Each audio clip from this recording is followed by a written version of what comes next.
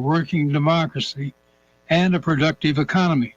So if you have some spare change to give before the end of the year, there are my 5 recommendations. This is John McClory. Thanks for listening. Winter in Vermont can seem idyllic, but for those struggling to heat their homes and feed their families, it can be cold and long. Once again, the Radio Vermont Group is partnering with Capstone Community Action to help our neighbors in need, and we're asking for your help. Media coverage is underwritten in part by Richard J. Wabi Jewelers, celebrating 50 years in downtown Barrie. Waterbury Sports, North Central Vermont's leader in outdoor gear, Main Street, Waterbury. Union Mutual Insurance. Find an agent near you at unionmutual.com. And Stowe Street Emporium, a unique gift and accessory store in historic downtown Waterbury. The Radio Vermont Group urges you to help fuel your neighbors this winter. Go to fuelyourneighbors.org to donate today. Even the smallest donation can help. The Brady Farkas Show is produced and funded by WDEV and the Radio Vermont Group. We welcome listener feedback. Email your comments to wdev@radiovermont.com. The energy. The guy told me I was no spring chicken anymore, and that's why my ankle was still hurting. I'm 33, not 133. The passion. The Red Sox handling of Xander Bogaerts is a complete organizational failure. The opinions on all your favorite teams. No, not this year, but it's next year where Bill Belichick ends up on the hot seat. This is the Brady Farkas Show on WDEV AM, FM, and WDEVradio.com. What's up, everybody? Brady Farkas Show right here on a not Patriots win Monday on WDEV AM and FM, WDEVradio.com. It's going to be a 90-minute therapy session here. We go up until 7 o'clock, and then at that point we give way to Jazz with George Thomas. So you can get in, as always, on the Napa Morrisville, Napa Waterbury text line, 802-585-3026. It's your locally owned Napa stores in Waterbury and Morrisville. You can watch the show on Facebook Live, YouTube Live, and on my Twitter account as well. We are going to talk about the Patriots. We're going to talk about the Red Sox making a move. We're going to talk about Xander Bogaerts penning his goodbye to Red Sox Nation.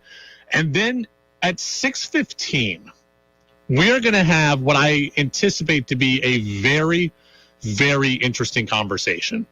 One of, undoubtedly, the biggest plays in the Patriots game yesterday was the Keelan Cole very questionable touchdown reception for the Raiders inside a minute to play. Former NFL head of officiating, Jim Daopolous, is going to stop by and talk with us about that call, about the process of review for that call, about what officials are looking for, about who's actually making the call. Jim Daopolous, former NFL head of officiating, not just a former NFL official, the former head of the officials, is going to be with us at 6:15, and we'll talk about that together. 5, 4, 3, 2, 1. And here we go. Opening thoughts in the Brady Farkas Show are brought to you by Sticks and Stuff and by Swanton Lumber, Vermont's most complete locally owned home center with locations in Enosburg, Derby, Middlesex, St. Albans, and at Swanton Lumber. They're online at sticksandstuff.com.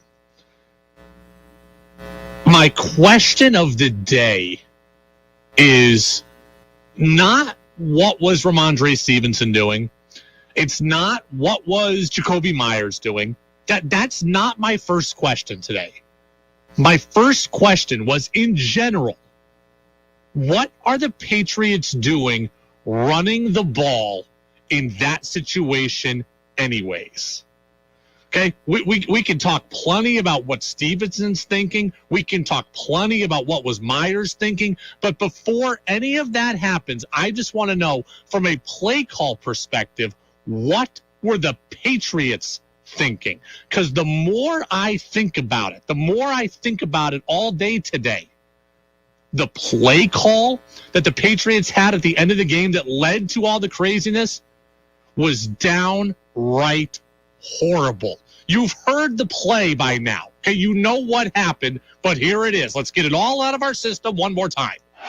3 seconds to go. It's a handoff. Stevenson up the middle. Breaks one tackle at the 50 to the 45. 40. Stiff army spring at the 35. Drops it behind him to Jacoby Myers, who circles and laterals it. And it's intercepted by the Raiders. Going the other way. Down the sideline at the 20-yard line to the 10-yard line. Touchdown, Vegas. What a wild finish. You know the particulars. The Patriots lose. They lose to the Raiders 30-24. They lose on that walk-off play. It's one of the more weird endings I could ever remember, one of the more memorable endings I can ever remember in NFL history. And I don't understand how that play was allowed to happen.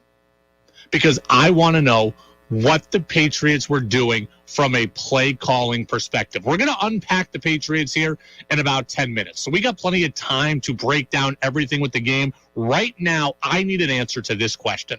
Why were the Patriots running the ball? Once you get past the shock and awe of the play and of the outcome, you realize the play call made zero sense.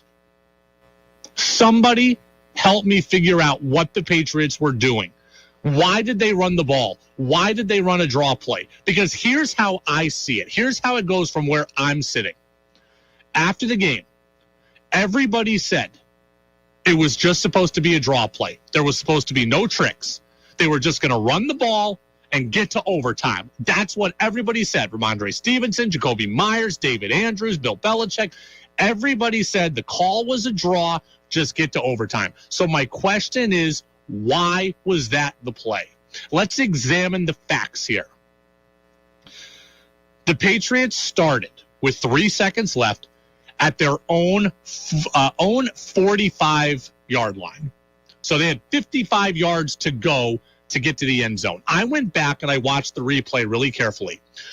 The Raiders lined up with 5 players within 10 yards of the line of scrimmage. That meant they had 6 who were pretty far back defending, the deep end of the field, defending the end zone. So my question is, do the Patriots really think that they're going to have Ramondre Stevenson take the draw and run it 55 yards to the house? Do they think that that's going to happen? Remember, it's not supposed to be laterals. It's not supposed to be a trick play. Ramondre Stevenson is supposed to hold the ball for the entirety of the play. Do people think that with all those guys back there defending the end zone, do they think Ramondre Stevenson's going to go 55 yards to the house and score a game-winning touchdown for the Patriots? My guess would be no, and I would say that seems very, very unlikely that would happen. So what exactly is supposed to happen at this point? If Ramondre Stevenson is not going to go to the house, then what exactly are we looking for here? There's 3 seconds left when the play starts. So Stevenson runs 30 yards and gets tackled. Clock runs out. There's no time for a game-winning field goal attempt, and we go to overtime. Ramondre Stevenson runs 30 yards, realizes he's going nowhere, and he just gets down on his own or goes out of bounds. And there's no time left to attempt a game-winning field goal. So what exactly is the upshot here? Look, listen, you don't think he's going to score a touchdown. 55 yards out, he's not running it all the way. So that's out. You don't have any time for no matter what happens to kick a game-winning field goal. So what is the upshot in even running the play period? Are you trying to hope that Ramondre Stevenson is going to run the ball, get 30 yards, draw a face mask, they're going to get the ball for the 15-yard penalty, and they're going to kick a game-winning field goal that way? Those seem like very small odds, and even though it's the Raiders, the risk-reward seems not great enough. You're not going to score a touchdown on the play. You're not going to have time to kick a game-winning field goal, and you run the risk of you commit a penalty and get pushed back, and you got to do it again. You run the risk of fumbling traditionally. You run the risk of what happened yesterday. No matter how 1 in a million it is, you ran the risk of it. Why did the New England Patriots run that play, period? Everybody said after the game, the plan was run the draw, get to overtime. If you just wanted to get to overtime, why are you not kneeling on the ball? Somebody answer me that question. There's 3 seconds to play in regulation. 3 seconds left in the fourth quarter. If your goal is just to get to overtime, why are you not kneeling on it? Because when you kneel the ball, the only risk is that there's a bad snap. When you run the play the Patriots did, you had several other risks there. Why did I even introduce those risks? If all I cared about was get to overtime, why did the Patriots not just kneel on the ball? I've yet to see anybody ask that question. I've only heard Booger McFarland of ESPN even say they should have done that. Why did they not? Why? If you just want to get to overtime, kneel on the ball and let's go have a coin toss to see who gets the ball first in OT. And you know what? If you were going to try to win it, if somehow you did magically think that that play was going to go 55 yards to the house, if you were going to go for it, try to get the win, why are you not throwing a Hail Mary? Why are you not just throwing a Hail Mary? Mac Jones is at his own 45-yard line with likely just 3 pass rushers. And he's going to have all the ability in the world to get everything in his body into that throw. He's got to throw it 55 yards to the end zone. Why are you not just throwing a Hail Mary? After the game, Bill Belichick said, we couldn't throw it that far. Really? Do you not trust your offensive line to hold up against your 5 against their 3? Because if so, that's ridiculous. And if you're telling me Mac Jones couldn't throw it that far, I don't believe you. If you're telling me Mac Jones cannot throw it 55 yards against a 3-man rush with plenty of time in the pocket and all the ability in the world to get his momentum into it, I don't believe you. And that sounds like throwing Mac Jones under the bus to cover your own bad play calls. Because I got news for you, Mac Jones absolutely can throw it 55 yards. Every day, a couple years ago, when I had Flutie on the show, when I did the podcast with Flutie, we were talking about Cam Newton's shoulder and his lack of arm strength and a Hail Mary at the end of the game. Here's what Doug Flutie told me 2 years ago about quarterback arm strength. And he did only throw it like 50. I thought in my head, I counted out to about 53 yards. Okay. I'm 58 years old. I can throw the ball 53 yards. I mean, if Doug Flutie at 58 could throw it that far, Mac Jones can throw it that far. So the Patriots, to me, screwed up the play call in every possible way. Right? We can talk about what is Stevenson doing, what is Myers doing, what are the refs doing to play with the Keelan Cole touchdown. We can talk about all of that, and we will. But what are the Patriots doing from a play calling perspective? Why? Why are they running the ball? You're not going to score a touchdown on it. You're not going to be able to get a bunch of yards and get down to a field goal position. All you're doing at that point is stat padding and introducing opportunity for problems which arose. If you kneel on the ball, you don't have those same problems and you get to overtime like you want. And if you throw the Hail Mary, maybe it gets caught or maybe you get a PI call, and that's how you get the ball down the field. But you got better odds of getting PI on a Hail Mary than you do on Ramondre Stevenson running and you lucking into a face mask somewhere. I didn't think about it in real time, but when I got in today, I started thinking about it. Why the play call? It was unnecessary. And when we have Bob Socci, the voice of the Patriots, on tomorrow, I'm going to ask him that question. Okay? I'm going to ask Bob Socci that question. Why? It made zero sense to me the more I thought about it today. It's the Brady Farkas Show, 802-585-3026. Napa Morrisville, Napa Waterbury text line is open. Again, 802-585-3026. That the end result never should have happened because the coaching staff never should have put the players in that position. Never should have put the players in that position. As for what this loss does to the Patriots, well, the Patriots are 7-7. They're now on the outside looking in of the AFC playoff picture. They're in 8th. The Chargers passed them and are now in the top 7. Ironically enough, if the Patriots win their next 3 games, they are in. If they win their next 3 games, they're in. I don't believe that's going to happen. I told you going into Friday that I was worried about the Raiders. I told you that all along I thought the Patriots needed to win 3 of their last 4 games, and I didn't think they were going to be able to do it. And now they need to win 3 of their last 3, and I don't think they're going to be able to do it. I don't think they're going to be able to do it. They've got the hardest schedule remaining over the last 3 weeks. Cincy at home, who's rolling now on a short week. Miami, who's going to be desperate and hungry and is probably better than you at this point.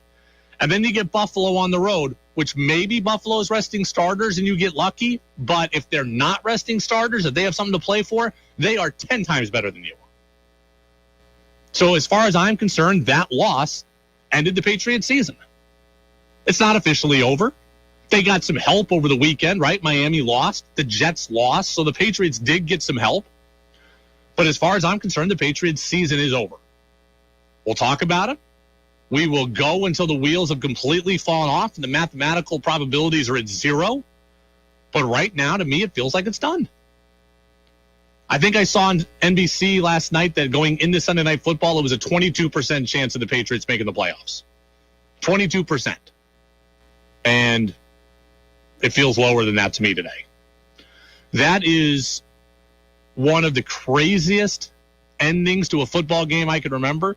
It's one of the craziest endings to a Patriots game that I can remember. And it's also completely disheartening. Completely disheartening. And we never should have been in a position for that to happen. Why'd the Patriots run the football? We're never going to get an answer to that, right? We're never going to get an answer to that, but I would love to know it. Charlie says, sounds like the coaches have to go. The buck stops there. On the play calling, yeah, it does. Now, I am not firing Bill Belichick over that. I've told you all along, you hear it there in the intro. I believe next year Bill Belichick is on the hot seat. I believe Bill Belichick needs to make a change at the offensive coaching structure. Maybe Robert Kraft forces his hand to do just that, and things get better. I don't believe the Patriots players are this bad offensively. I believe the coaching situation is this bad. Patriots don't have studs, but they're not this poor. So Bill Belichick is ultimately responsible for what happens. And why that was a running play, I have no idea. And Bill needs to take responsibility for how the coaching staff has been set up and how the coaching staff is calling plays. But I don't think that he needs to get fired. Changing up the coaching structure, that needs to happen. I don't think everybody has to go, though. Texter says, I am worried the Patriots are going to give up on Mac Jones too soon. The Patriots shouldn't give up on Mac Jones unless they have a better option. Now, we can argue about what a better option is. I've been very transparent about this. I don't believe that Mac Jones is special. I would upgrade from Mac Jones in a heartbeat if I could, and if it was clearly in my favor. Now, let's examine the possibilities out there right now. Lamar Jackson's going to be a free agent. If you could sign him to a 5-year, $200 million deal, I would do that. And I would trade Mac Jones tomorrow to have Lamar Jackson on that deal. That would be a clear upgrade for me. I don't think that's ever going to become reality because Lamar Jackson's not going to hit free agency in that way. But I would do that. Everybody else, it kind of becomes about value, does it not? Mac Jones is average to a little above. I think that's fair. And he's very, very cheap. Do you jettison Mac Jones for average to a little bit above and a lot more expensive? Like Jimmy Garoppolo. Are you trying to sign Jimmy Garoppolo, who is Mac Jones but older? Are you trying to sign him to a 1-year and $15 million deal when you could have Mac Jones on the league minimum? I don't know that that's a better use of resources. I'd probably keep Mac Jones over that. Geno Smith has played great with Seattle this year. He's played awesome. They're talking about him getting $25, $30 million a year. Is Geno better than Mac? Yeah, he is. Would I rather have Mac at league minimum or Geno at 2 for 60? I'd probably say Mac. So I don't want the Patriots to give up on Mac Jones either. I don't think they should give up on Mac Jones, especially when it's not clear to me that there is a better option out there. And you look at the Patriots in the draft, they're going to be between, 15 and 22 come the draft anyways, or probably 14 and 21 come draft time, and they're going to be in the same position where they took Mac Jones a couple of years ago. They're not going to be high enough up to get a top quarterback. They're not getting Bryce Young from position number 16. They're just not. They'd have to lose out, and maybe they end up at like 12 or something. But you look now, let's look and see here the draft order as we stand right now. Right now the Patriots are at 16th. They could probably get as high as 11th, it sounds like. It looks like maybe potentially. The 9th spot right now is 5-9. Two full games behind the Patriots. I don't think you're getting up that high. 5-8 is Green Bay. We'll see what they do tonight against the Rams. Then it's Vegas and Jacksonville, who each have 11, at least have 6 wins. Vegas, Jacksonville have 6 wins. Then Houston, the Cleveland picked, and Pittsburgh. It feels like the Patriots are kind of in that they're going to be in that 12 to 18 range. And that, a quarterback in that spot, I don't know that you're not just getting Mac 2.0 and just resetting it. So I don't know. I'd move on from Mac if there was a clear upgrade. I just don't think there is. It's the Brady Farkas Show on WDEV. Lamar Jackson would be a clear upgrade. That I would do. Trading for Jordan Love, who's an unknown commodity and has 2 years left on his rookie deal, not an upgrade. Look around the league, right? Baker Mayfield, average to slightly above, and going to be more expensive than Mac probably. I'd keep Mac over him. I'm looking at quarterbacks that are going to become available. Mac is a better situation at his dollars than a lot of them. Lamar Jackson is the one that's not, right? Mac Jones or Daniel Jones? I'd rather have Mac Jones, given what Daniel Jones is going to cost, which is more. Mac Jones or Sam Darnold? Mac at league minimum or Sam Darnold at 1 year for $9 million? I'd probably rather have Mac there too. So it's tough sledding right now for the Patriots in general. I was going to unpack the Patriots now. We're going to unpack the Patriots at 6:05 before Jim Daopolous comes on. The reason why I'm going to push it is just because I got more things than 8 minutes will allow us to get to here. So we'll kind of pivot here. And I just want to mention this real quick. This will be the one time, or maybe I think this will be the second time in the last month that I mentioned World Cup soccer. Okay, and again, I'm just taking this to the bottom of the hour. We're going to get back to Unpacking the Patriots and then Jim Daopolous coming up after 6 o'clock. World Cup final yesterday morning, Argentina beat France in penalty kicks. I got to tell you, the last 10 minutes of regulation in that soccer match were some of the best sports theater I've ever seen. Okay? It was a 2-2 game at that point. Both teams had chances. You could feel the urgency in the building. I had no dog in the fight, and you could feel the urgency. You had a battle of an aging superstar in Messi looking for that first taste. You had a battle for the guy he's probably going to pass the torch to in Mbappe for France. So that game had everything that we love about sports. It had stakes. It had consequence. It had one team blowing a lead. It had one team giving a comeback. It had the aging star. It had the young guy. That was great theater. The last 10 minutes of that soccer match were unbelievable to watch. Some of the best late game stuff I've ever watched in any sport. That said, that last 10 minutes of soccer is not going to make me a soccer fan. It's not. The last 10 minutes were great. Extra time, overtime was very good. Both teams scored. Penalty kicks, I know you all hate them. I like them, at least in soccer. I thought that was riveting. Drama, consequence, high stakes, thrill of victory, agony of defeat. I loved it all.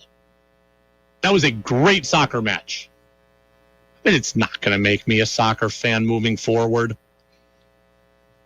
I mean, I put out kind of satirically on Twitter, like, man, couldn't soccer be this fun all the time?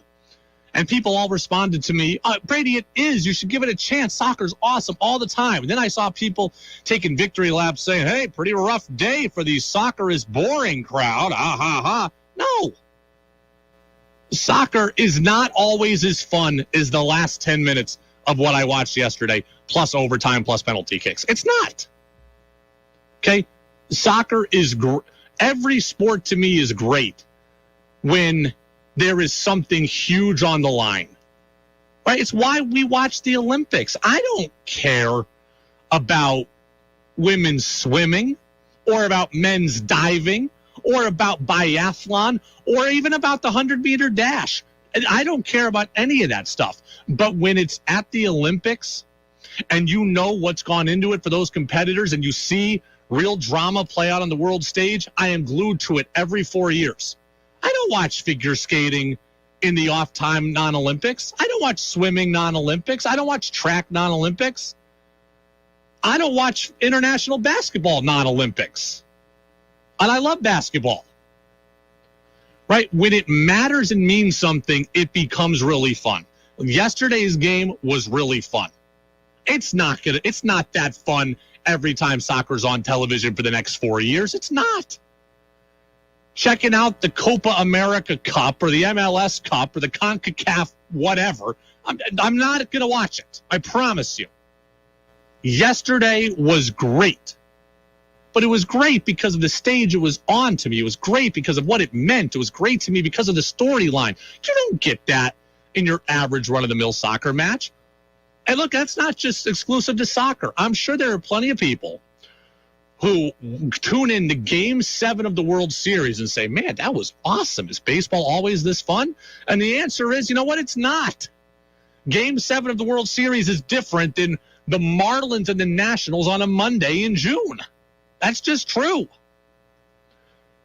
Okay? The NHL, everyone's like, wow, the Stanley Cup playoffs are the best in sports. Stanley Cup playoffs are awesome. Game 7, Stanley Cup finals. Is it always this fun? No. Okay? The Coyotes and the Senators on a Monday in February, not as fun as Game 7 of the Stanley Cup finals. Yesterday was awesome. From minute 83 and on, I watched every minute the rest of the game. I didn't watch the first 83 minutes. I didn't even see Argentina get up 2-0, nor did I see the 2 goals France scored to come back. But from 2-2 on at 83 minutes in, excellent television, excellent theater. I'm still not going to become a soccer fan. I'm still not going to become a soccer fan. And I'm sorry if that breaks your heart. Okay? I'm absolutely not going, I'm sorry if it hurts your feelings. Because it was fun. It's just not for me moving forward. Just like baseball is not going to be for you. I expect there are going to be plenty of you. They're going to tune in at the Super Bowl that don't love the NFL. Plenty of you that are going to tune in at the World Series and don't love baseball. And plenty of you that are going to watch March Madness and fill out a bracket without having watched a game all season. We love big events. We love big events. And that's what I was tuned in for. And because the event mattered, I was invested. The Chicago Fire and the Seattle Sounders on Monday night at 11 o'clock in July, not watching. I'll tell you, I'll watch some of the WNBA finals.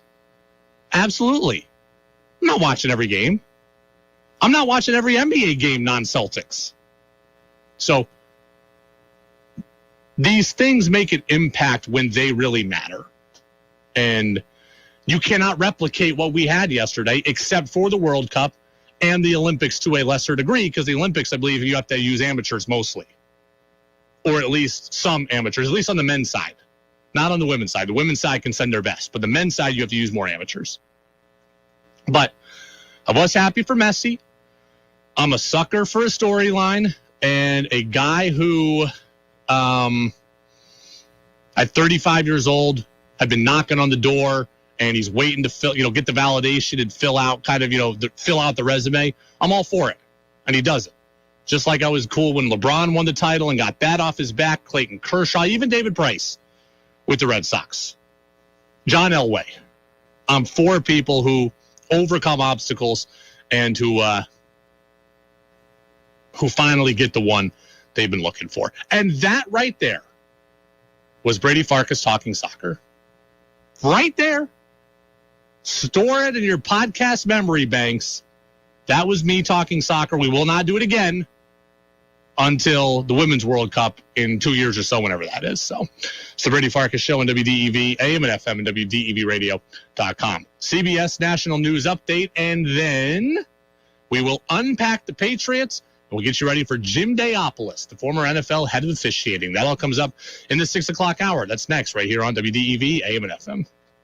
This is WDEV, Vermont's news station, owned and operated by the Radio Vermont Group. From the top of Sugarbush, 96.1 FM, WDEV Warren and Waitsfield, 96.5 W243 Barrie, 98.3 W252 CU Montpelier, along with our founding station, AM 550 WDEV Waterbury Montpelier, streaming at WDEVradio.com. 91 years of serving Vermont, the friendly pioneer, WDEV.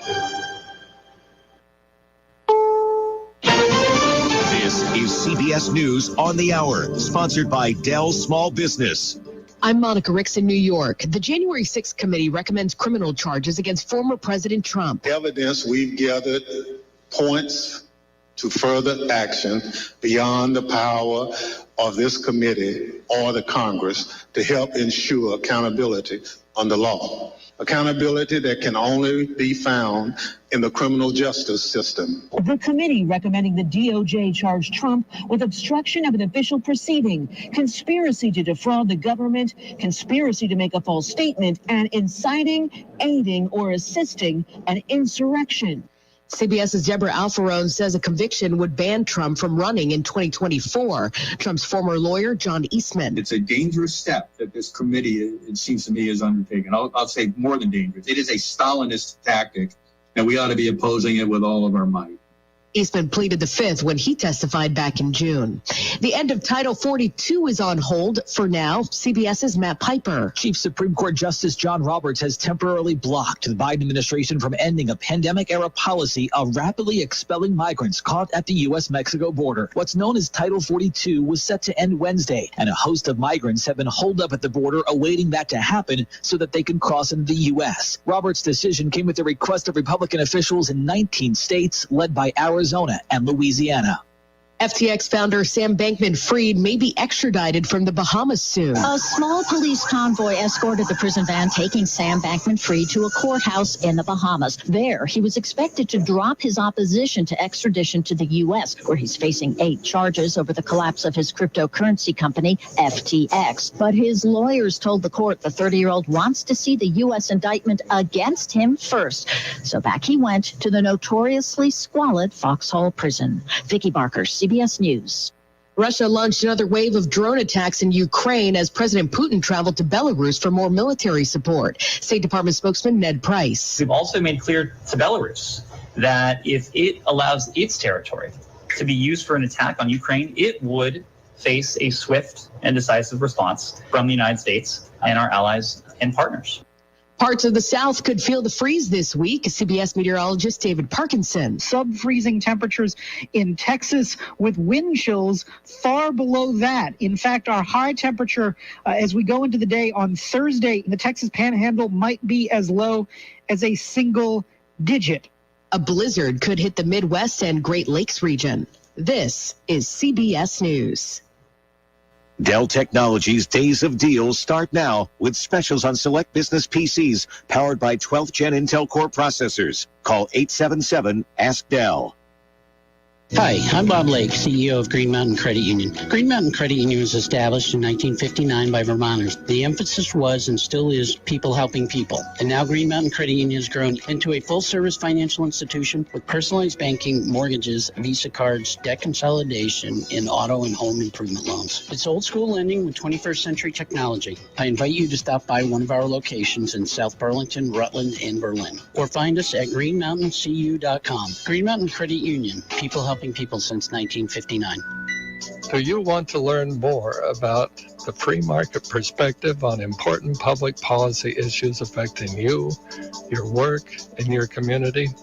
I'm Bill Sayre, and I hope you'll do so by joining me in conversation with Vermont opinion leaders as we discuss how best to make Vermont an ever better and more affordable place to live and work. Common Sense Radio with Bill Sayre, weekdays 11 till noon. Again? I didn't want the year to end without thanking you all for coming out to the theater. 60-year-old Tom Cruise tweeted a video from the edge of a helicopter thanking fans for watching Top Gun Maverick before he pushed off and entered a free fall from 100 miles above South Africa. See the movie. Last May, Cruise performed another mid-air stunt to promote Maverick in theaters after pushing back against screening attempts. Cruise is overseas filming Mission Impossible Dead Reckoning, Parts 1 and 2. Deborah Rodriguez, CBS News. Safety regulators have confirmed that exploding Takata airbag inflator has killed another driver. Stellantis and the National Highway Traffic Safety Administration are now reiterating warnings to owners of 274,000 older Dodge and Chrysler vehicles to stop driving until faulty inflators are replaced. 2 others died by the airbags last month. Monica Ricks, CBS News. Your chance to be part of the show is on the text line at 802-585-3026.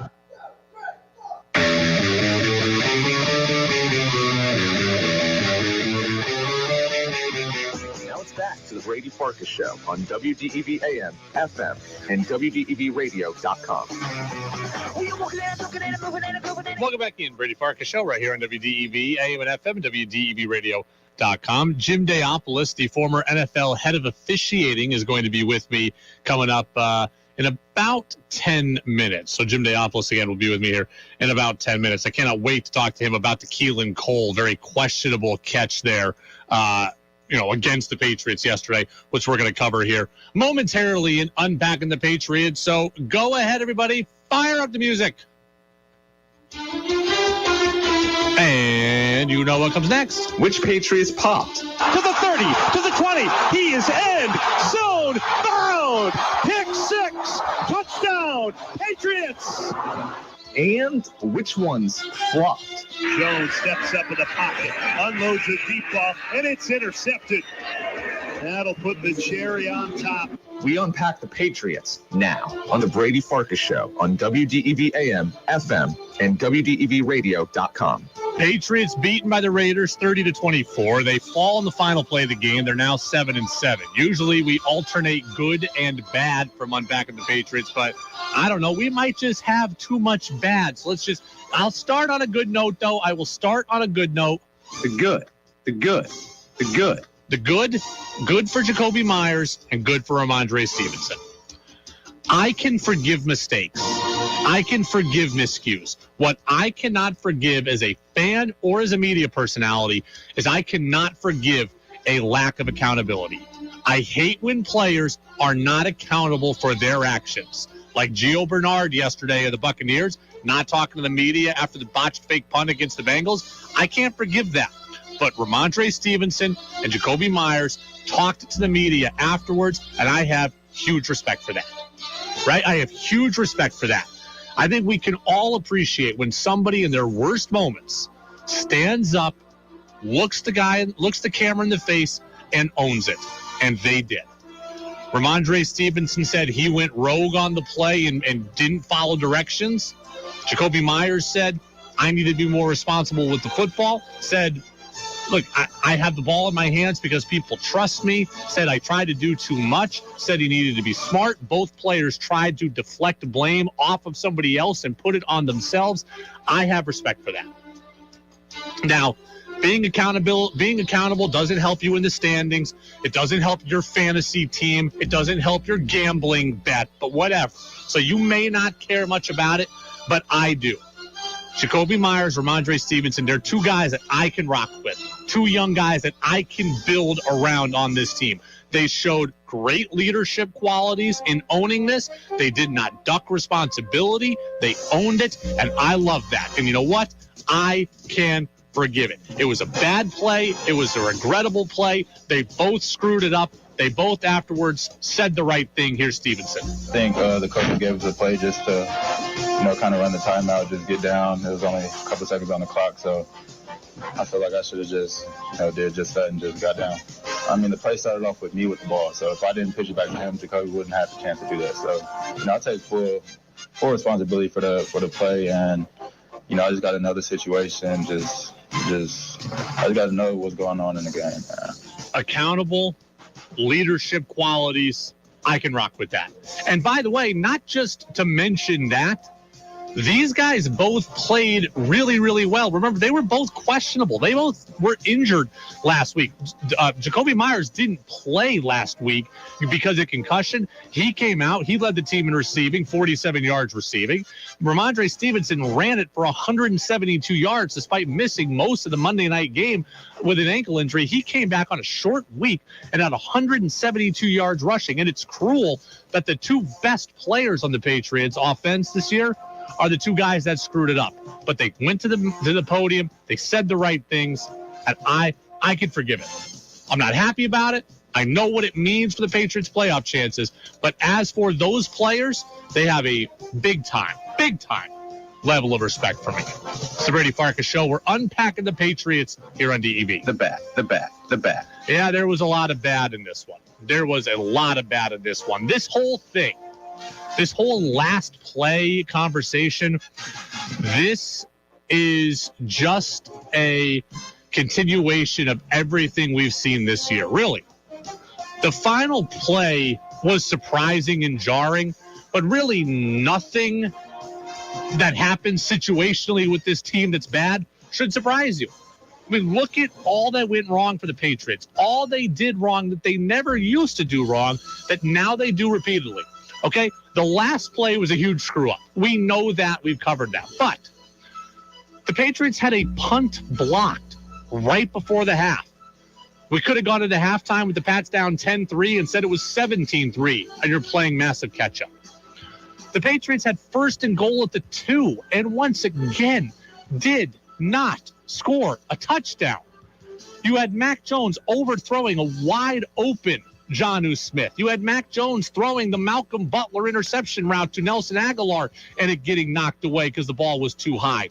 You had the Patriots call 2 timeouts in that sequence. They burned 2 timeouts with first and goal at the 2.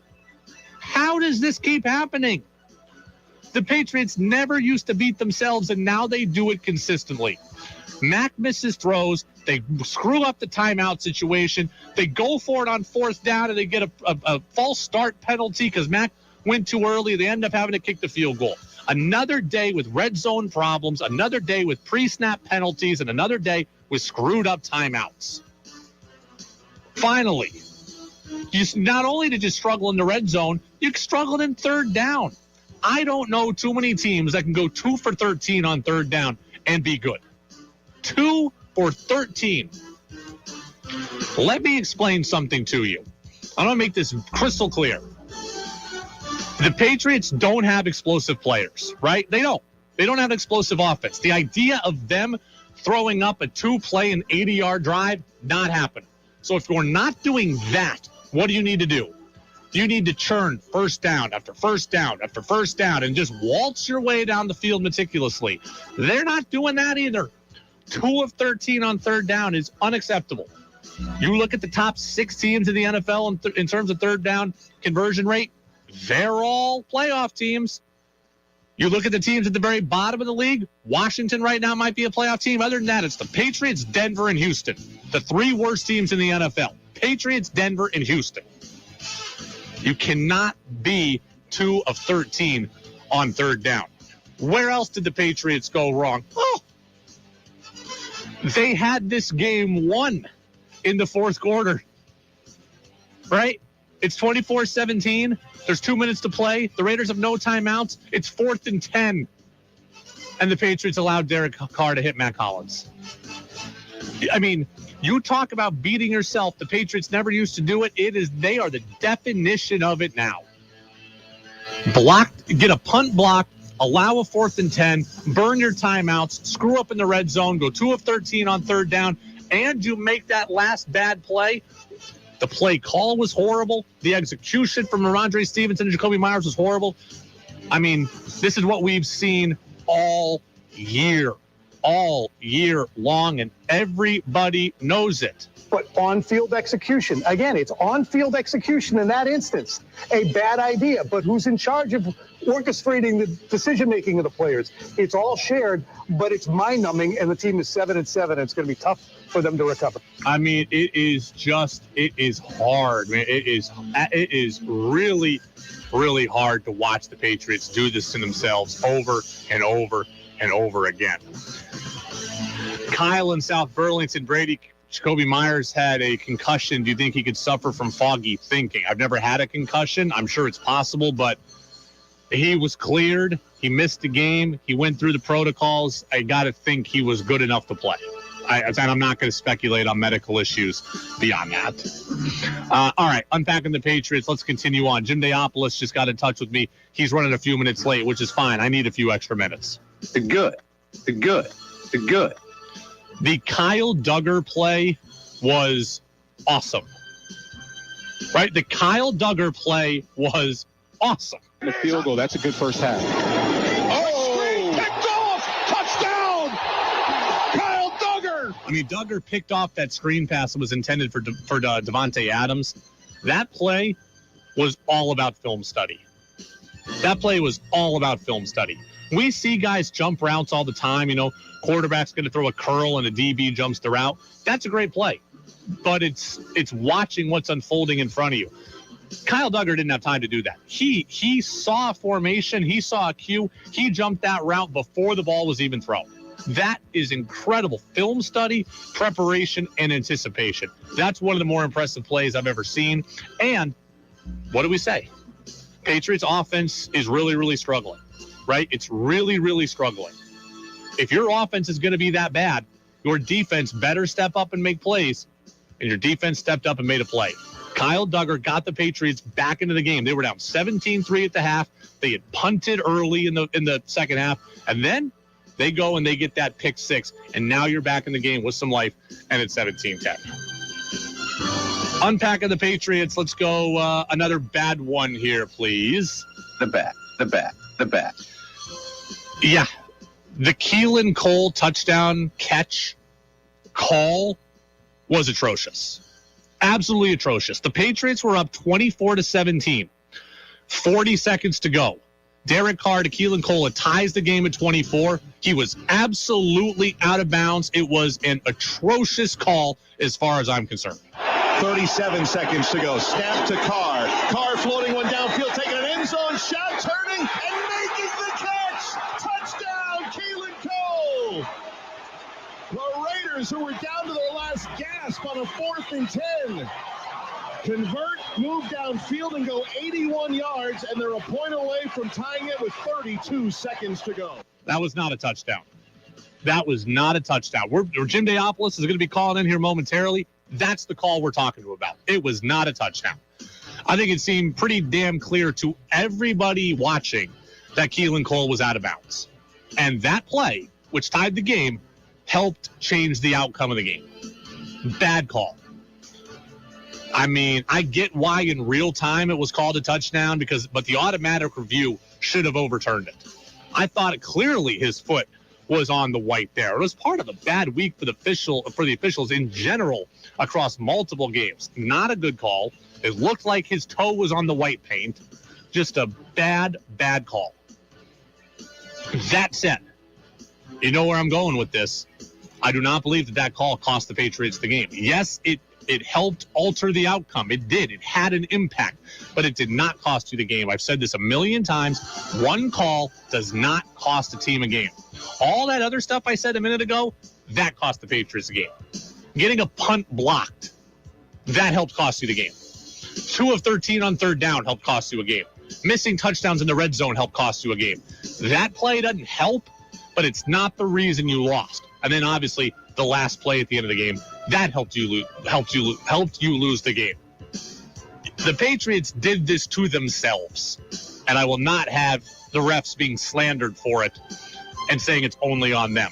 That call was part of it, but I listed off 5 or 6 other things the Patriots did poorly. I mean, it's more about that than about the officials. Text says, that play reminds me of the Gary Yepremian attempt at a pass. I'm not old enough to remember that, but I think about some of the more wild endings that I do remember.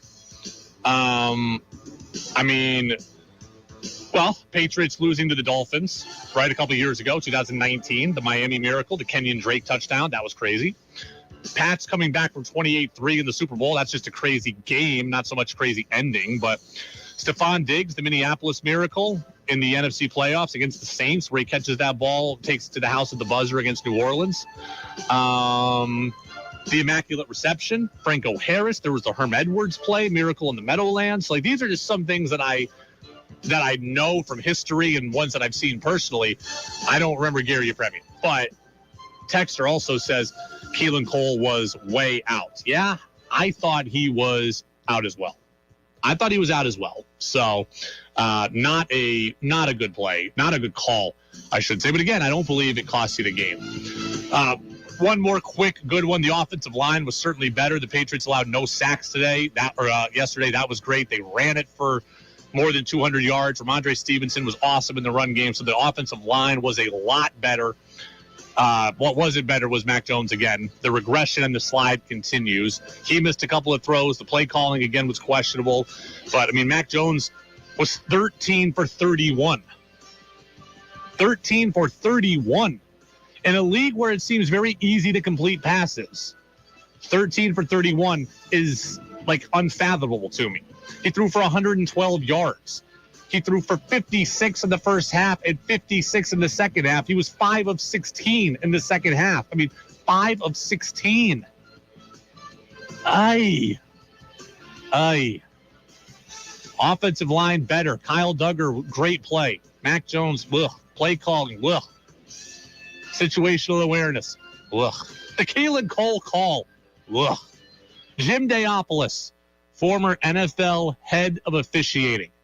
He's going to join me next. He's going to talk to me about the Keelan Cole call, what goes into it, and what did he see from his vantage point watching at home. The former NFL head of officiating, Jim Daopolous, next on the Brady Farkas Show on DEV. We make a gravy from the drippings and have it with mashed potatoes and the veggies and all the fixes. Bill McKenzie talks about McKenzie hams. Well, first off, they start with a quality fresh ham. It's trimmed, and the curing itself is a overnight process. From there, they go into the smokehouse, and then they, after they're cured and smoked, they go in, they're packaged and put in a box to be shipped to the stores. Well, you should choose McKenzie ham because you certainly have all your guests raving about the taste and the quality of the ham. McKenzie, wherever fine meats are sold. As Vermonters, we know that so much depends on the weather.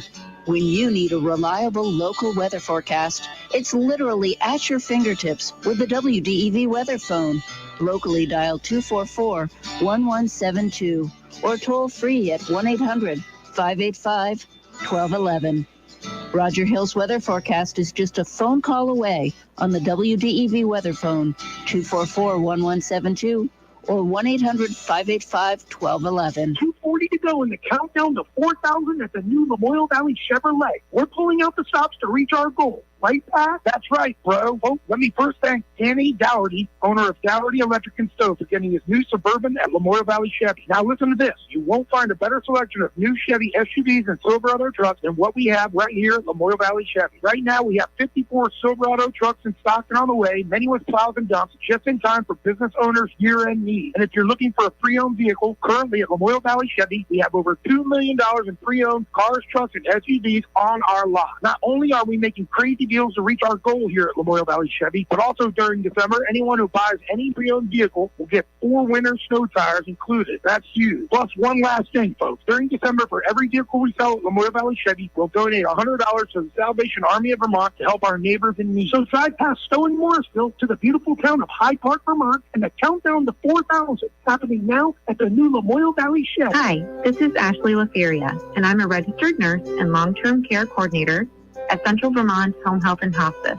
CVHHH is looking for a registered nurse or LPN to join our health promotions team, which provides community-based medical care and education to improve people's health and wellness.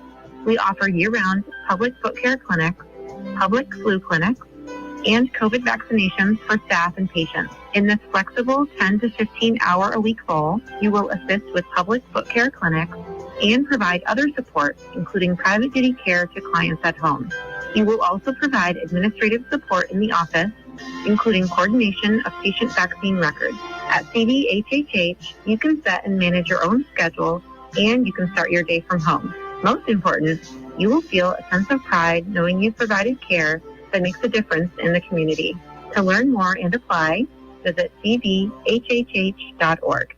Make your opinion heard by texting onto the Brady Farkas Show at 802-585-3026.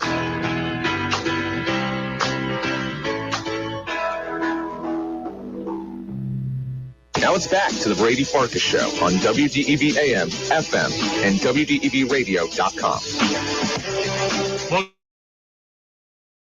AM and FM and WDEVradio.com. Texter says another wild ending, 2003 Saints and Jaguars. I can't say that one comes to mind off the top of my head, but the texter adds in, the Saints had a lateral touchdown like the Dolphins did against the Patriots and then missed the game-tying extra point. And that would have been crazy because in 2003, the extra point would have only been 19 yards. Like, we didn't move it back to 33 yards until 5 or 6 years ago or whatever. So to miss a 19-yard chip shot, that would have been bad. Man, I'm trying to think of other great NFL endings.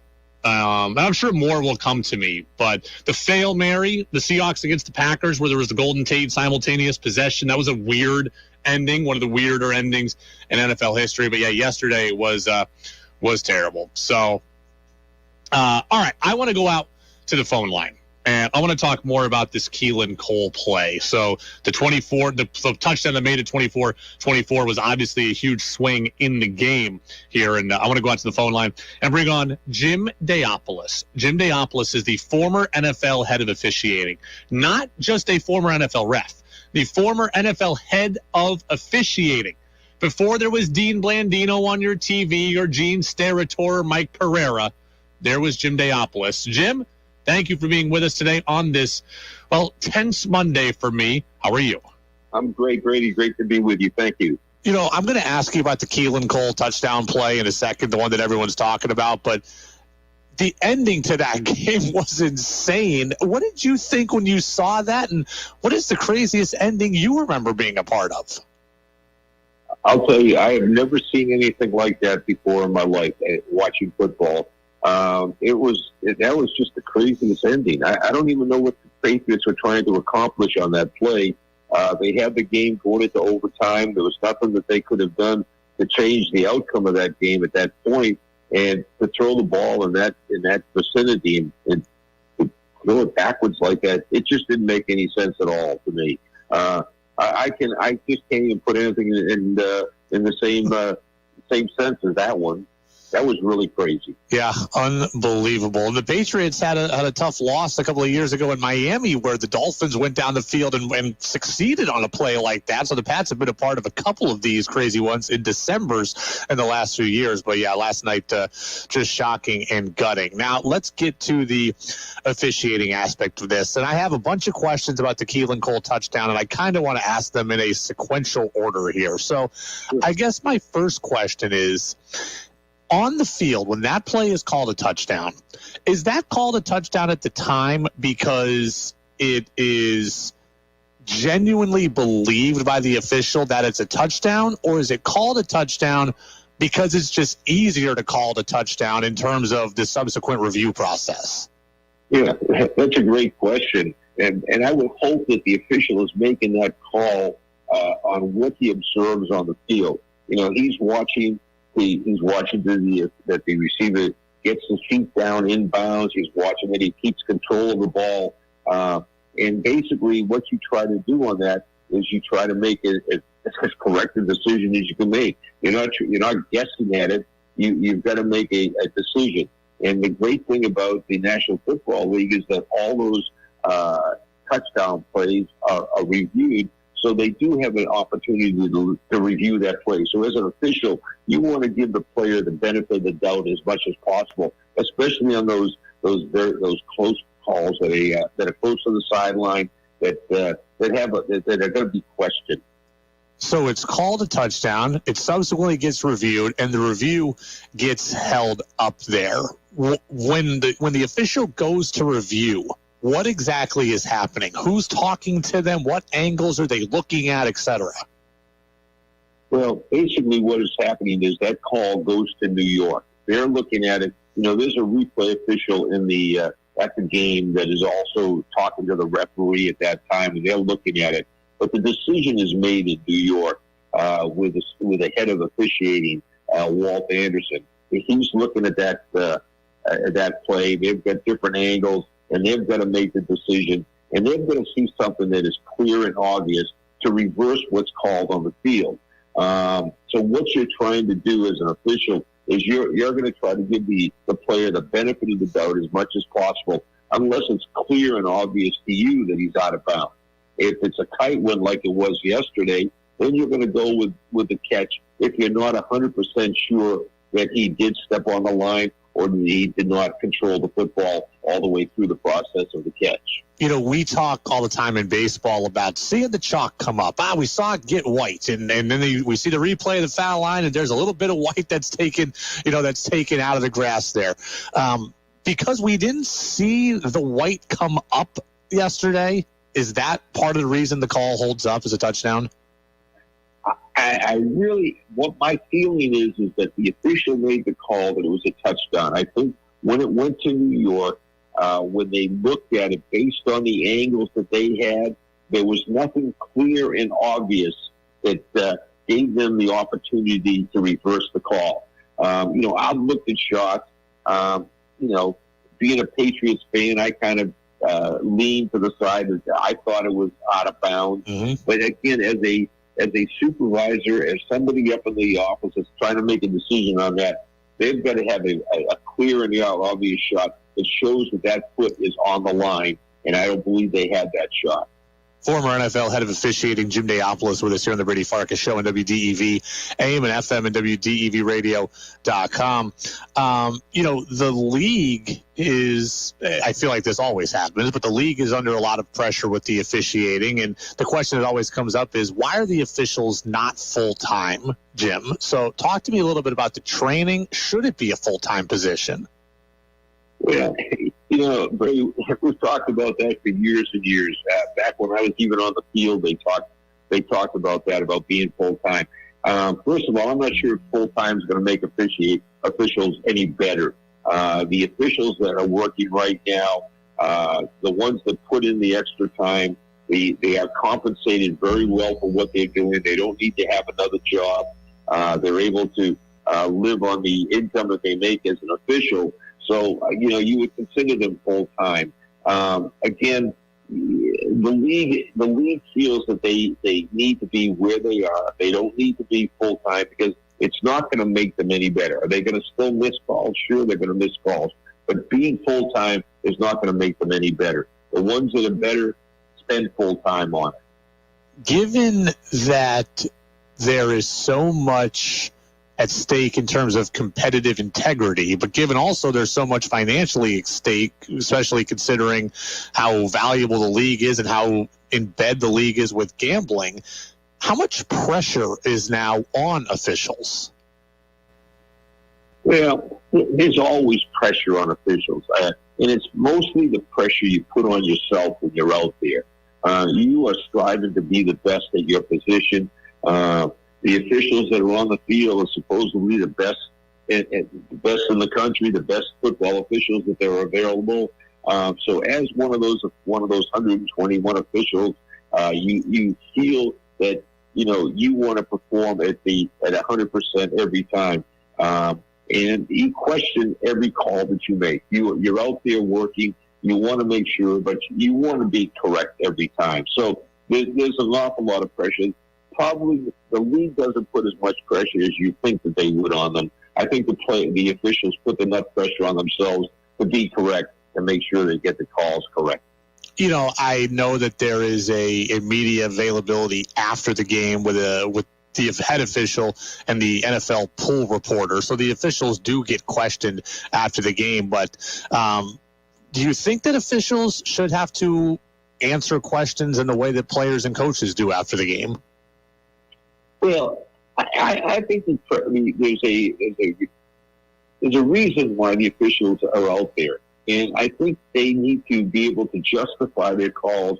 So often a call is made and there's a lot of questions by the announcers, by the fans, and the officials. All they are trying to do is, when they talk to the pool reporter, is they're trying to clarify a call that occurred out there.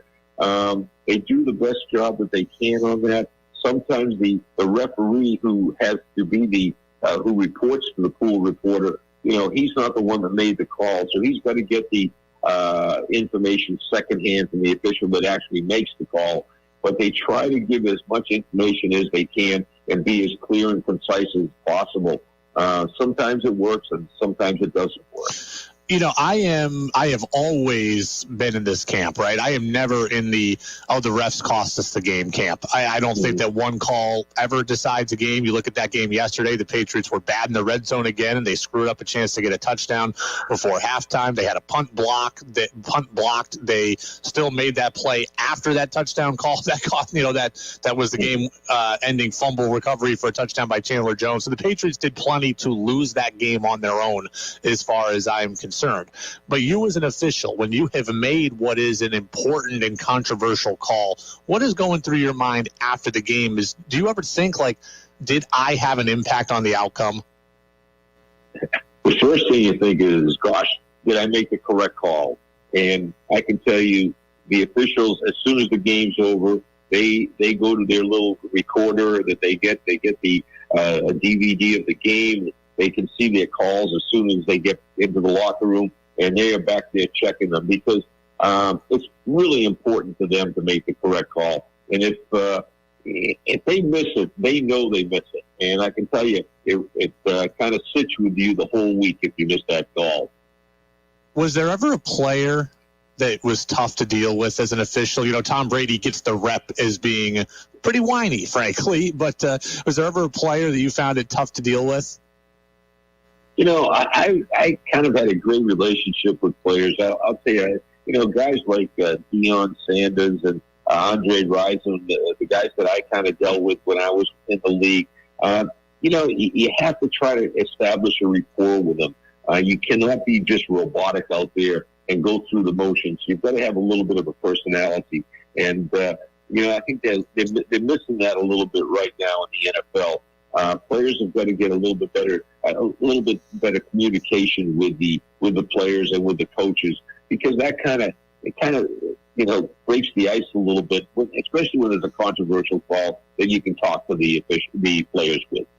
All those years as an NFL official, then the head of the officials, there's got to be a go-to story that you break out at cocktail parties. So what is that go-to story? Well, Brady, it has to be the first call that I made ever in the National Football League. I made a call against the Houston Oilers in a game against Tampa Bay, and Jerry Glanville was the coach of the Houston Oilers at the time. And after I made the call, he asked the referee at the time, he said, I want to talk to the college boy. Bring the college boy over there, because it was my first game. And I went over there. As you can imagine, I was pretty nervous. I couldn't hardly, open my mouth. And he said, this isn't a homecoming game. This is the NFL. You know what NFL stands for.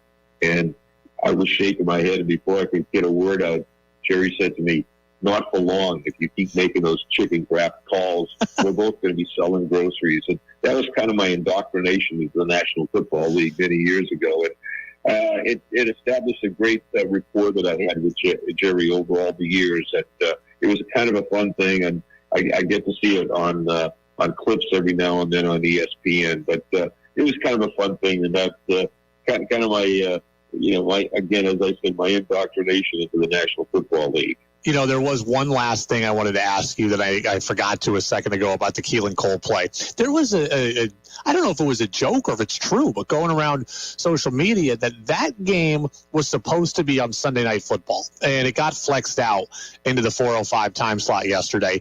Is it true that there would be more camera angles available to the officials if that game had been on Sunday night? Is that true? 100% true. Why is that? Absolutely. Why are the same camera angles not available at 4:05 as at 8:15? That's a question you'd have to ask the National Football League. But when it's kind of like when you work the Super Bowl, there's 100 cameras out there at different angles. It's just the different games, and they all have a pretty good number of games. But when the game goes to national TV on Sunday Night Football, NBC does a pretty good job with all the different camera angles, a little bit better than just the local TV stations that would run those games. So yeah, that's a true statement. Jim Daopolous, former NFL head of officiating. That's right. Before Gene Steratore and Dean Landino and Mike Pereira, there was Jim. Jim, we appreciate the time and the perspective on everything. Thanks for clearing some things up for us. I appreciate it. Have a happy holidays, and I'll talk to you soon. Yeah, well, definitely happy holidays. And I love talking to Jim Daopolous. I don't know if we've had Jim Daopolous on this show before. I think we did once back in 2020, right when the show first started. But I have talked to Jim Daopolous before multiple times on other outlets. He is awesome. One of my all-time favorite guests. I think like Rick DiPietro, the old Islanders goalie, might be my all-time favorite guest. Jim is up there. Just the information, the stories, and he tells it to you straight. He thought the Keelan Cole play was not a touchdown also. Simply, he said, I leaned to the side of thinking he was out of bounds. And he talked to us about the process. He talked to us about the review process. He reminded us that, hey, the guys on the field don't end up with the final call.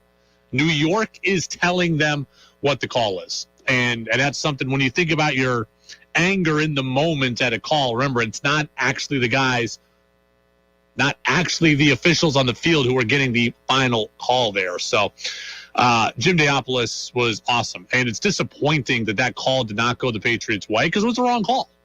It was the wrong call. As far as I'm concerned, it was a bad call. And it impacted the game. It did not cost the Patriots the game. The Patriots did a good job at costing themselves the game with general incompetence in several areas. That's where the game was lost.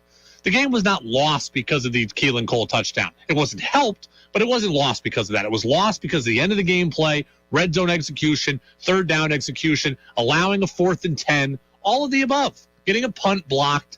I mean, look, on the punt, my God, we talk about this stuff. Jabril Peppers is looking backwards at the punter. He's not even looking at the play. And the ball is snapped, and he's not ready for it. Just frustrating as all hell. Just frustrating as all hell. Text says, why did this not get figured out? But you're right, it should not have come down to one play. I still think of the Rams versus Saints non-call in the playoffs.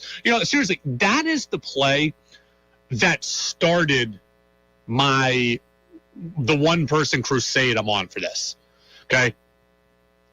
And I'm going to forget the particulars here, but Rams-Saints was a couple of years ago. It was the year the Rams went to the Super Bowl, I believe, against the Patriots, in which the Patriots ended up winning that game 13-3. It was the NFC divisional game, I think. I don't believe it was the NFC title game, but the Rams were on the road to the Saints, and there was the pass interference call. I remember we had the 1 year we could challenge pass interference. My goodness, what a cluster that was. But we had the 1 year we could challenge pass interference. And there was a play where they thought the Rams receiver, it was clear that he committed pass interference and it wasn't called. And everyone was like, oh, my God, the refs blew the game for the Saints. And I'm like, look, as I recall, the Saints got down like 10-0 in the first quarter. The Saints had 2 fumbles, and the Saints still got the ball back after that play in overtime and screwed it up. So that play right there, that game, started me on this one play doesn't cost the team. Because I saw all the chances that the Saints had in that game, and everyone was saying it was the ref's fault. It wasn't the ref's fault. The refs have impacts. The refs matter. But, look, in Major League Baseball, if an umpire misses strike 3 in the 8th inning, but you've left 14 men on base, sorry, you had chances. You absolutely had chances. Text says, Brady, you're not on a one-man crusade. I'm on your side 100%. That's my guy Steve over in Fayston. Well, thank you very much, Steve. You, me, and Ralph, I guess, can be together on this because everybody's favorite pastime is blaming the refs. And look, I'm not above it. That call yesterday was wrong. I would prefer the call be right. And if the Patriots had played a perfect game beyond that call, I'd be harping on it more. But they so clearly didn't. But they didn't deserve that call. And frankly, I've always heard this too. If you need 100% of the calls to go your way, you're just not very good. Right? Like, that's just the truth. If you need every call to go your way, you're just not very good. I think back to my Seahawks, right? Seahawks were playing the Raiders a couple weeks ago. And the Seahawks ended up losing in overtime to the Raiders, ironically enough, and Josh Jacobs ran like an 85-yard touchdown in overtime. Well, with about 2 minutes to play in the game, Josh Jacobs fumbled. Like, deep in his own territory, he clearly fumbled. And the refs did not give the Seahawks the ball. And then the Raiders scored a touchdown. And you know what? That was a bad call. And the Seahawks deserved to have it. But you know what? They also threw a pick, allowed 240 yards rushing, had the ball with the end of regulation and a chance to win and didn't, had a ball in overtime and a chance to win and didn't, got their offensive line just manhandled. It never comes down to just the refs. Texter says, get rid of replay and Belichick. Well, okay, I like replay. I just like it when it gets it right. I like the NFL to figure out what a catch is, too. Next time we have Jim on, we'll have to ask him that question. Not a great Sunday for the Patriots.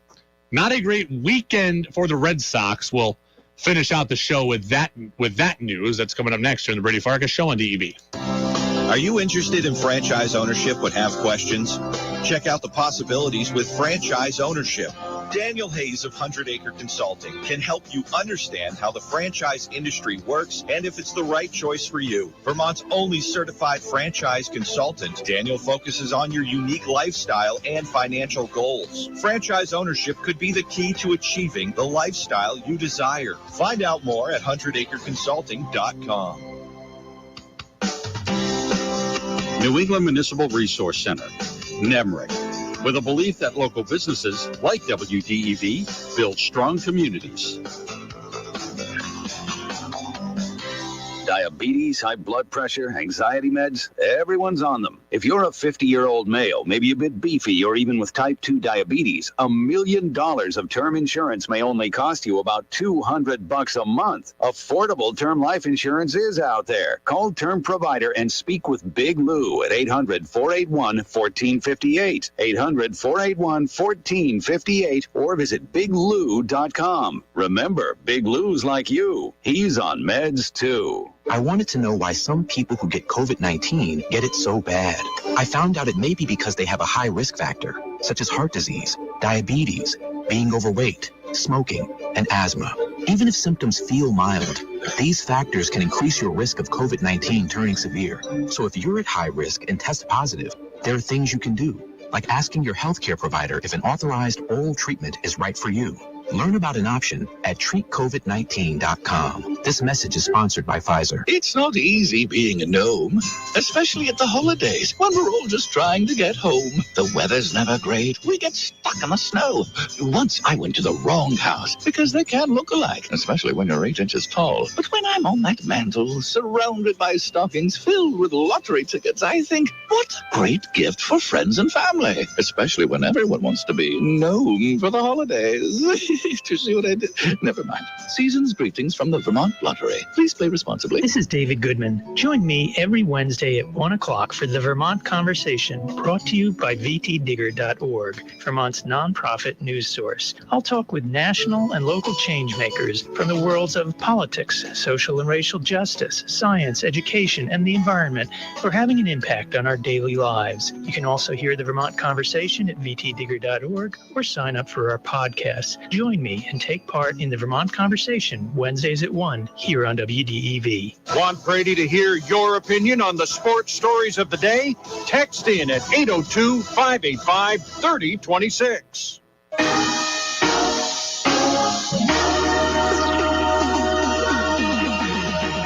Now it's back to the Brady Farkas Show on WDEV AM, FM, and WDEVradio.com. Welcome back in, Brady Farkas Show right here on WDEV, AM and FM, and WDEVradio.com. Reminder, I am out tomorrow. I am going on assignment tomorrow. I am going to be at the UVM basketball game tomorrow. The game is at 2 o'clock at Patrick Gym against Toledo. And it's going to be a really good game, actually. So I am going to be there. Here's the deal. I had a bunch of days off still to use. They told me that I needed to use them.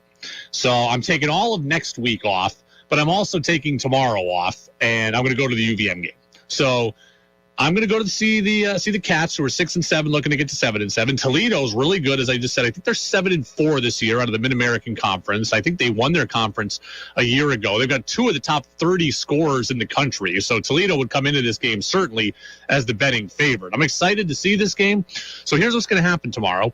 Nick Mumley is going to host the show in my place. Nick is a name that you should know, but if you don't, Nick is an up-and-comer in this business. You hear him sometimes on DEV and on LVB doing high school basketball. He's been on this station for the last couple of years doing Thunder Road. Racing is his thing. He hosts the Inside Groove podcast. He's been a guest on this show and the afternoon news service before. He is really, really good at racing. And he like nobody that I know outside of Ken Squire knows more about Thunder Road than Nick Mumley does. So racing is his thing, but he also is well versed in just how to do talk radio as well as all 4 major sports. So Nick's going to be on tomorrow hosting the show in my place. I'm going to call in tomorrow and be a guest on the show for a few minutes, talk about UVM hoops, since the game will have ended when I get here. I don't know yet exactly what time I'm going to be. So you're rid of me, but you're not rid of me entirely. So I will be at the game tomorrow. I will be doing some work while I'm at the game. I'll call in on this show, report back from what I saw at this game. Again, I would say Toledo certainly is the favorite, but Nick will host the show. I am going to talk to Bob Sosi tomorrow morning. Bob actually has to tape tomorrow in advance. Nick is not going to be in the studio in time to tape in advance, so I'm going to talk to Bob. We're going to have the full interview available on the Brady Farkas Show podcast, but the interview is going to be fully cut up, and Nick's going to have all the clips from Bob Sosi to react to in any way that he wants to. But the full interview with Bob will be on Tuesday, and I'm looking forward to all of you, or will be available on social media, I should say. And I look forward to all of you being able to hear that, because Bob is great, and I certainly want to talk to Bob after what happened yesterday. So Nick Mumley in for me tomorrow. I'll be at UVM, and I'll call in, and you guys will treat Nick nicely, okay? Treat Nick nicely. Text in on the text line. Converse with him, and I'll talk to him too, and he'll have a blast, and he'll do a great job. And then he's going to fill in for me a couple of days next week when I'm off as well. I think we're going to do some college football bowl games next week also, but Nick's going to be in here also next week. Not a great weekend for the Red Sox. First and foremost, Xander Bogaerts delivered his Instagram post saying goodbye to Red Sox Nation, and what a tearjerker this was. So Bogey writes, "Dear Red Sox Nation, thank you for an incredible ride, and what a ride it was. It was an honor to wear the Red Sox uniform and play in front of the best and most knowledgeable fans in baseball. There were some highs and lows, but 2 World Series trophies during my time to celebrate with you all was absolutely incredible. Thank you to the Red Sox for taking a chance on a young kid from the island of Aruba. Thank you all to the coaches, athletic trainers, managers, and front office people who I've crossed paths with over the course of 14 years. Every single one of you impacted my life in more ways than one and helped me develop into the player I am today. And lastly, to every player that took the field with me in a Red Sox uniform, I say thank you. Thank you for being great teammates and great friends. So many of you taught me what it means to be a professional on the field and off. Thank you, Boston, until we meet again. So that was Xander Bogaerts there in his Instagram goodbye. And, a couple of takeaways from it. He called the Red Sox fans the best and most knowledgeable in all of baseball. I maintain this belief. I don't think Xander Bogaerts wanted to go to San Diego. I think Xander Bogaerts had to go to San Diego. Right? Because the Padres came and made such an offer, such an insane offer, that Xander Bogaerts had to accept it. Now, I remember the story that Buster Olney told me several years ago that in 2009, CC Sabathia was a free agent. He wanted to play for the Angels. Wanted to. And I think they offered him $100 million. The Yankees offered him like $141.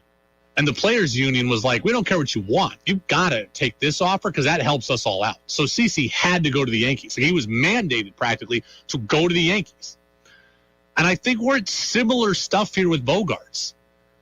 Like, the offer was so much better with the Padres. They're like, look, man, you got to take this offer because it helps all of us. A rising tide lifts all boats.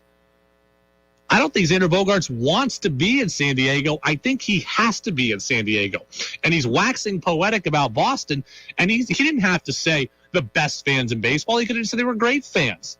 But he said they were the best fans. I maintain it to this day. I think Xander Bogaerts wants to still be in Boston. He just basically isn't allowed to be because the offer.